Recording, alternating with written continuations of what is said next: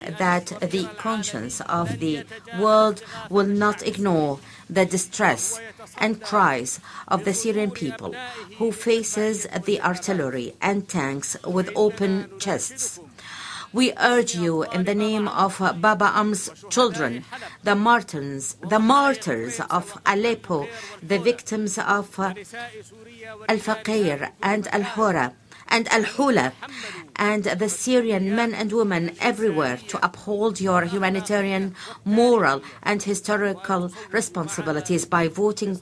with us in favor of this resolution. I thank you, sir. I now give the floor to the distinguished representative of Syrian Arab Republic. السيد الرئيس. Mr. President, ladies and gentlemen, dear friends and colleagues, it is indeed a strange paradox that the states sponsoring this draft resolution are submitting it under item 34 entitled Prevention of Armed Conflict, when these same states had played the major role in the militarization of the situation in Syria and pushing it away from the desired political solution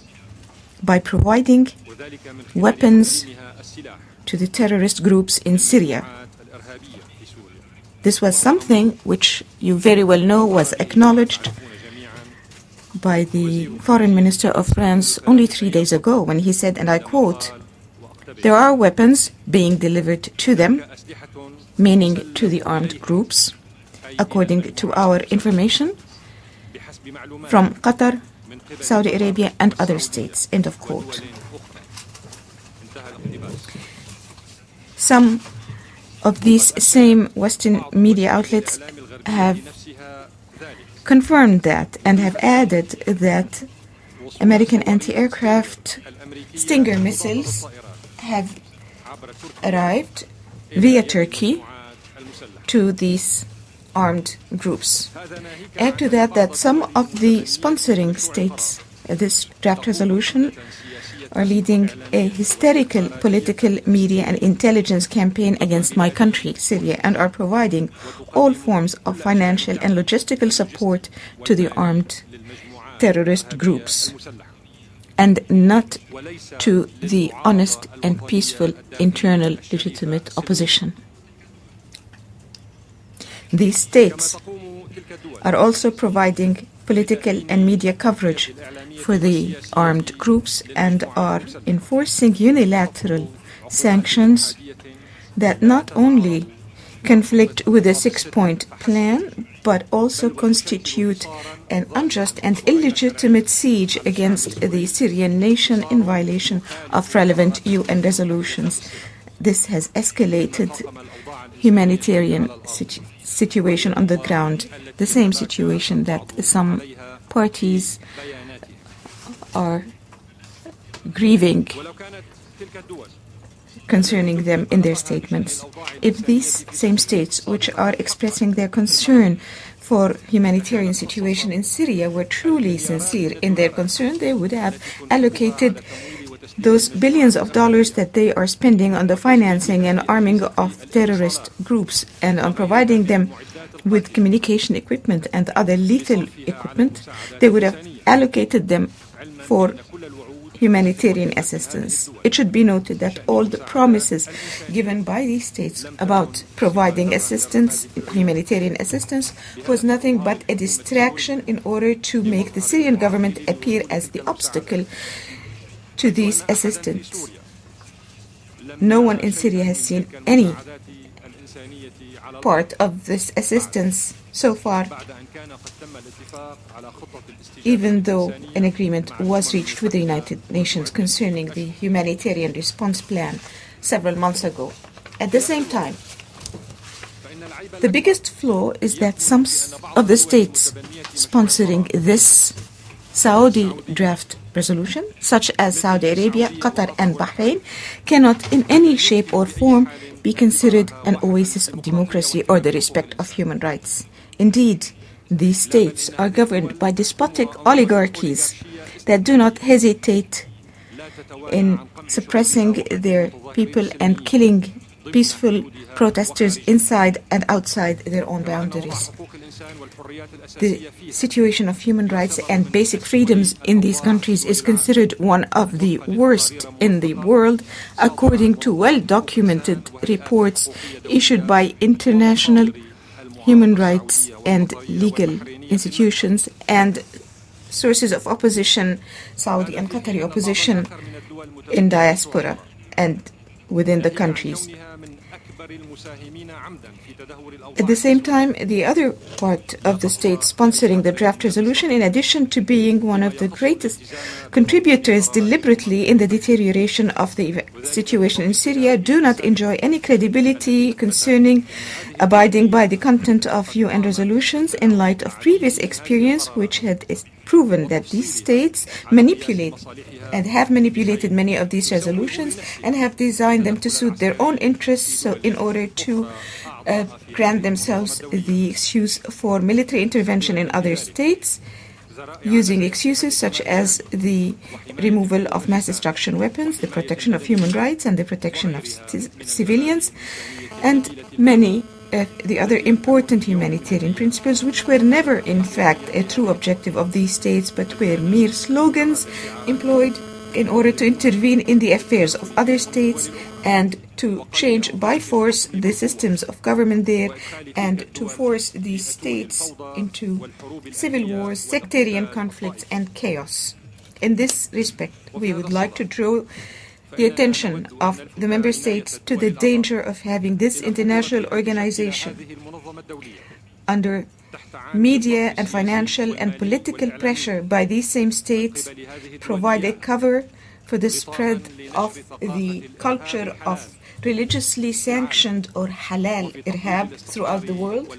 and in undermining stability and security there, or in having this organization contribute in the attempt of granting some kind of legitimacy on agendas that have shaken the confidence and trust of most member states in the rule of law at the international level, especially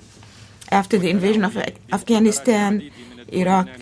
Libya, and the manipulation of the fate of many developing countries, especially in Africa. My country, Syria, has witnessed during this current crisis a series of suicide terrorist explosions. Additionally, relevant Syrian authorities have succeeded in arresting and in killing a large number of Arab and non-Arab terrorists belonging to Al-Qaeda and other Salafi and Wahhabi extremist groups associated ideologically and intellectually with Al-Qaeda. The paradox here, ladies and gentlemen, is that some countries which have declared continuously their denunciation of terrorism and of the activities of Al-Qaeda and have waged wars under that slogan are today overlooking or supporting directly or indirectly the increasing and growing terrorist activities of Al-Qaeda and of the other terrorist extremist groups in Syria in implementation of the slogan Creative Chaos. It is no longer a secret that some states have facilitated, have financed, and have incited the sending of terrorists to Syria from all over the world. In this light, we can understand how the sponsors of this draft resolution have deliberately avoided any reference to these terrorists in the draft resolution, because in doing so they would have denounced themselves before they have denounced the terrorists. Many of the Western countries which are combating what they call terror sleeping cells in their territory are at the same time awakening similar terror sleeping cells in Syria. Some Arab, regional, and international well-known states are carrying out a public and organized campaign of incitement and provocation for carrying out violence and terrorist acts in Syria. Even though we all know that all of our national penal laws of our member states stipulate that the instigator of a crime should be punished with the same punishment as the perpetrator. Also, the resolutions of the United Nations and international conventions, especially those that address criminal justice and combating terrorism, stipulate that states, groups, and individuals which incite violence and terrorism should be criminalized as well. Add to this the statement in the Holy Quran concerning incitement to murder and discord, where God says, discord and internal dissension is worse than murder. So the question we all must address here is the intention of the draft resolution before us here today truly to implement national and international laws in order to hold accountable those involved in inciting terrorism and violence and causing the murder of Syrians, the destruction of their property, and the destruction of the infrastructure, and the attempt to plant discord and internal fighting among the members of the same state. Mr. Chairman, Mr. President, it is not a surprise, according to the above, that today we find ourselves confronting a draft resolution that can be described at a minimum as a misleading and a hysterical draft resolution which violates the principles of international legitimacy wholesale, primarily the principle of the respect of national sovereignty and non-intervention in the internal affairs of other states. Therefore, it is clear that the adoption of this draft resolution will send the wrong message to the extremists and terrorists in Syria and outside, specifically that their terrorist acts, which they are carrying out as an alternative to dialogue and to the peaceful settlement of disputes, enjoy the support and encouragement of member states. This will escalate and increase violence and will support terrorism not only in Syria but throughout the region. Terrorism will certainly reach those areas which have created and fostered terrorism, including some of the states which are sponsoring this draft resolution. Therefore, we request that the draft resolution contained in document A66/L57 be put to vote. And we call upon all states not to be an indirect partner in the support of chaos and terrorism and the intervention and the interference in the internal affairs of states and in the attempt to legitimize unilateral sanctions. We appeal to all of you to vote against this draft resolution for all the reasons explained above and in support for the principles we all uphold, including the sovereign equality of all states and the right of peoples to self-determination and to choose their political system free of any outside interference. We had expected from the delegation of the Kingdom of Saudi Arabia to submit a draft resolution